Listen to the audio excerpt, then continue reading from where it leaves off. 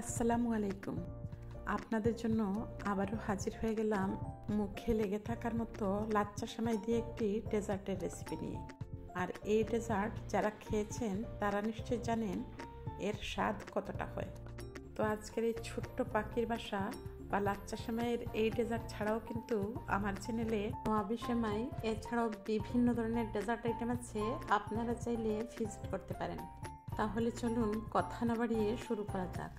পাখির বাসা বা লাচ্চা সেমাইয়ের এই লোভনীয় ডেজার্টটি তৈরি করার জন্য আমি এখানে ফ্রিজার 1 প্যাকেট লাচ্চা সেমাই নিয়েছি। তো লাচ্চা সেমাইয়ের এই ডেজার্টটি তৈরি করার জন্য আমাকে লাচ্চা সেমাইগুলোকে খুব ভালোভাবে ভেঙে নিতে হবে, যেহেতু আমি পাখির বাসাটা তৈরি করব। তো পুরো প্যাকেটটাই আমি বের করে নিয়েছি, তারপর আমি যতটুকু সম্ভব হাত দিয়ে খুব ভালোভাবে ভেঙে নিচ্ছি। তো বড় বড় অংশগুলো আমি বাদ দিয়ে দিচ্ছি। এবারে আমি একটি প্যান বসিয়ে দিলাম এবং প্যানের মধ্যে দিয়ে দিচ্ছি 1 চা চামচের মতো ঘি। তারপর আমি নেড়েচেড়ে ঘিটাকে মিডিয়াম টু লো হিটে মেল্ট করে নিয়েছি। তো আমি এখানে বেশ কিছু কিশমিশ ভেজে নিচ্ছি আমার এই ডেজার্টে ব্যবহার করার জন্য। তো আপনারা চাইলে কিন্তু অন্যান্য ড্রাই ফ্রুটসও এখানে ব্যবহার করতে পারেন। তো আমি 2 থেকে 3 মিনিটের মতো লো আঁচে ভেজে নিয়েছি। আর দেখুন কিশমিশটা খুব সুন্দরভাবে ভাজা হয়ে গেছে। তো আমি কিশমিশগুলো উঠিয়ে নিয়ে একে প্যানের মধ্যে লাচ্চা সেমাইটা অ্যাড করে দিচ্ছি। তো আজকের এই পাখির বাসার ডেজার্টটা কিন্তু আমি ঈদের সময় তৈরি করেছিলাম, তো ভয়েস ওভার করতে দেরি হয়ে গেছে, সেজন্য আমি আন্তরিকভাবে দুঃখিত। তো এই পর্যায়ে আমি বেশ কিছুক্ষণ ভাজা হয়ে গেলে 2 টেবিল চামচের মতো গুঁড়ো দুধ অ্যাড করে দিলাম।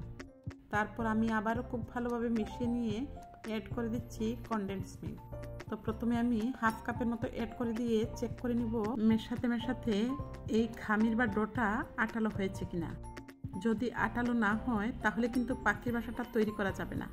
তো দেখুন আমার এটি এখনো ঝরঝরে অবস্থায় আছে। তো আমি আবারও 3 থেকে 4 টেবিল চামচের মতো কনডেন্স মিল্ক দিয়ে খুব ভালোভাবে মিশিয়ে নিচ্ছি।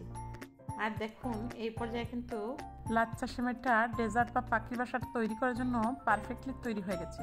তো আমি হাত দিয়ে একটু চেক করে নিলাম, দেখুন এটি কিন্তু সেট হয়ে গেছে। আর এই পাখির বাসাটা কিন্তু গরম থাকা অবস্থায় তৈরি করে নিতে হবে, তা না হলে যে পাত্রে নিয়েছি সেখানে কিন্তু মুচমুচে হয়ে দলা পেকে যেতে পারে। তো যেহেতু প্রথমেই বলেছি পাখির বাসা, সেজন্য আমার হাতের কাছে থাকা ছোট ছোট বাটি নিয়ে তার মধ্যে ঘি ব্রাশ করে দিচ্ছি। এতে করে পাখির বাসাটা তৈরি করলে খুব সহজেই উঠে আসবে। এছাড়াও আমি 2টি মেজারমেন্ট কাপও নিয়েছি। এবারে আমি ঘি লাগানো বাটির মধ্যে সেমাইয়ের মিশ্রণটাকে দিয়ে খুব ভালোভাবে হাত দিয়ে চেপে চেপে বাটির শেপ দিয়ে দিচ্ছি। আর অবশ্যই সেমাইয়ের পরিমাণটা মোটামুটি ভালোভাবে দিতে হবে, যাতে তৈরি করা বাটি বা পাখির বাসাগুলো ভেঙে না যায়। যেহেতু আমি এর ভেতরে কাস্টার্ডের মিশ্রণটা অ্যাড করব, কোনো অংশ যেন ফাঁকা না থাকে। তো দেখুন আমার একটা তৈরি হয়ে গেছে। এইভাবে আমি বেশি বেশি করে দিয়ে খুব ভালোভাবে চেপে চেপে বাটিগুলোকে তৈরি করে নিচ্ছি, যাতে কোনো অংশ ফাঁকা না থাকে। তো এগুলোকে আমি আধা ঘন্টা রেস্টে রেখে দিব, সেই ফাঁকে আমি কাস্টার্ডটা তৈরি করে নিচ্ছি। তো আমি একটি প্যান বসিয়ে দিলাম এবং প্যানের মধ্যে 2.5 কাপের মতো লিকুইড দুধ অ্যাড করে দিয়েছি। এবারে দুধটাকে নেড়ে চেড়ে কিছুটা গরম হয়ে গেলে 2 টেবিল চামচের মতো গুঁড়ো দুধ অ্যাড করে দিলাম। তো গুঁড়ো দুধটা দিলে কাস্টার্ডটা খেতে খুব বেশি ভালো লাগে। এই পর্যায়ে আমি চিনি অ্যাড করে দিচ্ছি 2 টেবিল চামচ। আর মিষ্টিটা অবশ্যই আপনাদের টেস্ট অনুযায়ী বাড়িয়ে কিংবা কমিয়ে দিবেন। তো আমি দুধটাকে মিডিয়াম টু লো হিটে ফুটিয়ে নিয়েছি। এই পর্যায়ে আমি হাফ কাপ দুধের মধ্যে 2 টেবিল চামচ কাস্টার্ড পাউডার অ্যাড করে দিয়ে খুব ভালোভাবে মিশিয়ে নিচ্ছি। আর অবশ্যই খুব ভালোভাবে মিশিয়ে নেবেন, যাতে কাস্টার্ডটা তৈরি করলে একদম স্মুথ হয়। তো আমি মিশিয়ে নিয়ে মিডিয়াম আছে কাস্টার্ডটাকে তৈরি করে নিচ্ছি। তো আমার চ্যানেলে কিন্তু ফ্রুট কাস্টার্ডের রেসিপিও আছে, আপনারা চাইলে ভিজিট করতে পারেন।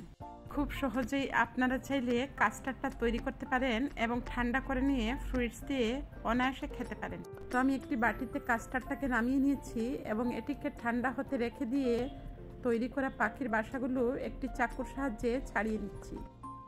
তো যেহেতু আমি ঘিটা ব্রাশ করে নিয়েছিলাম, সেজন্য খুব সহজেই বাটি থেকে পাখির বাসাগুলো ছাড়ানো গেল। দেখুন কতটা পারফেক্টভাবে বাটি থেকে উঠে এসেছে আর দেখতে কতটা সুন্দর দেখাচ্ছে।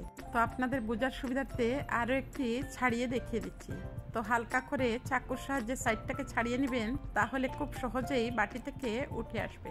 তো দেখুন সবগুলোকে আমি ছাড়িয়ে নিয়েছি আর কতটা পারফেক্টভাবে বাটি থেকে উঠে এসেছে। এবারে আমি তৈরি করা নর্মাল টেম্পারেচারে থাকা কাস্টার্ডটাকে অ্যাড করে দিচ্ছি। কি দেখে জিভে জল আসছে তো? ছোট্ট ছোট্ট কিউট কিউট এই পাখির বাসাটা কিন্তু আপনারা চাইলে এমনিতেও খেতে পারবেন। আর যেখানে আমি কাস্টার্ডটা দিয়েছি তারপর যে খেতে কতটা টেস্টি হয় আপনারা যারা খেয়েছেন তারা নিশ্চয়ই জেনে থাকবেন। তো উপর থেকে আমি ভাজা কিশমিশগুলো অ্যাড করে দিয়েছি। তো আপনারা চাইলে কিশমিশটাকে অ্যাভয়েড করতে পারেন, তবে যেহেতু আমি কিশমিশগুলো ভেজে নিয়েছি এতে করে দিলে দেখতে যেমন আকর্ষণীয় লাগে, খেতেও কিন্তু অনেক মজার হয়।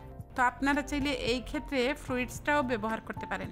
আর বাকি যে অবশিষ্ট কাস্টার্ডটা বেঁচে গেল তার উপরে আমি কিউব করে কেটে নেওয়া আম অ্যাড করে দিলাম। তো আপনারা চাইলে অন্যান্য ফলও এখানে ব্যবহার করতে পারেন। তো চেষ্টা করেছি খুব সহজভাবে আজকের এই ডেজার্টটি আপনাদের সাথে তুলে ধরার। আশা করছি আপনাদের খুব ভালো লেগেছে।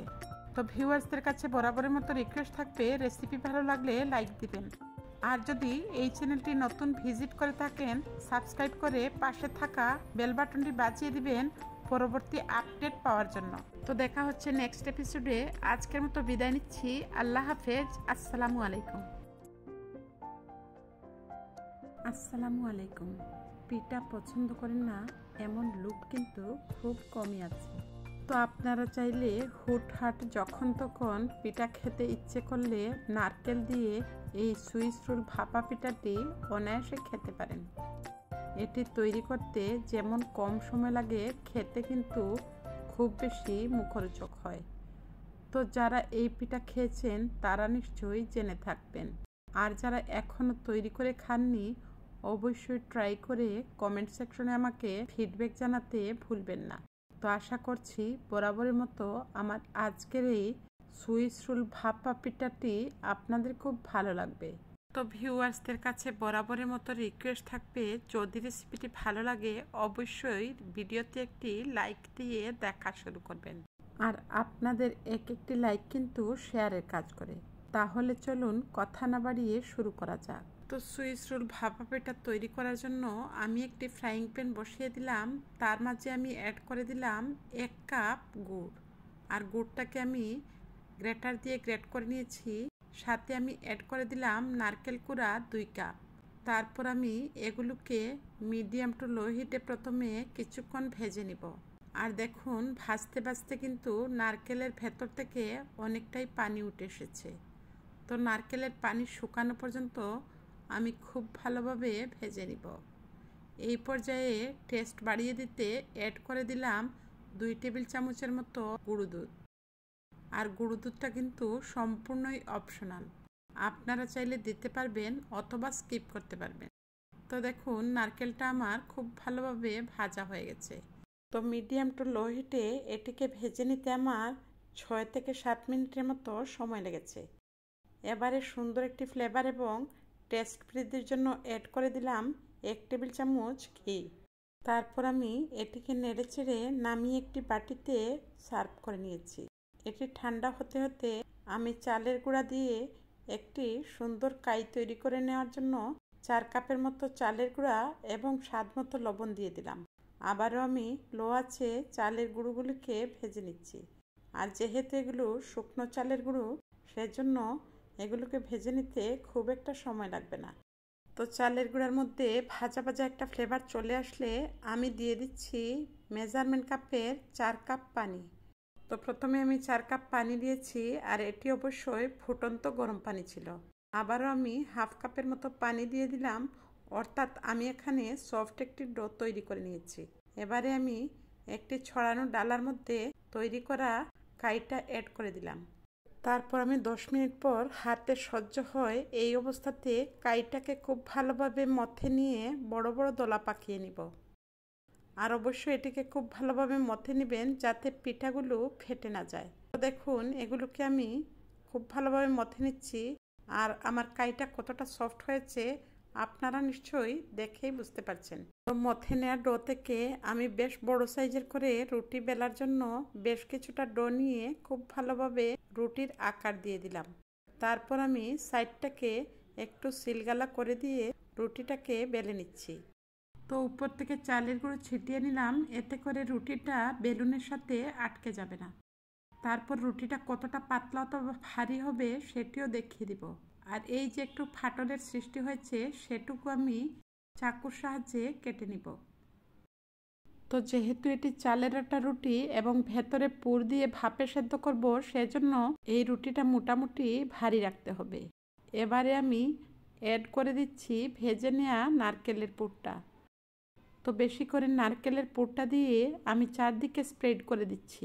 তো আমি বেলে নেওয়া রুটির অংশবিশেষ একটু কেটে নিলাম, এতে করে মুখের মধ্যে নারকেলের পুরটা যখন পড়বে খেতে কিন্তু খুবই সুস্বাদু লাগবে। তো আমি রোলটাকে খুব ভালোভাবে চেপে দিচ্ছি যাতে ভেতর থেকে নারকেলটা বের না হয়ে আসে। তো সাইডের অংশটাও আমি কেটে নিলাম যাতে প্রতিটা বাইটে নারকেলের পুরটা মুখের মধ্যে পড়ে। একইভাবে আরও একটি রুটি তৈরি করে নিয়ে চারপাশটাকে একটু কেটে নিলাম এবং নারকেলের পুরটাকে স্প্রেড করে দিলাম।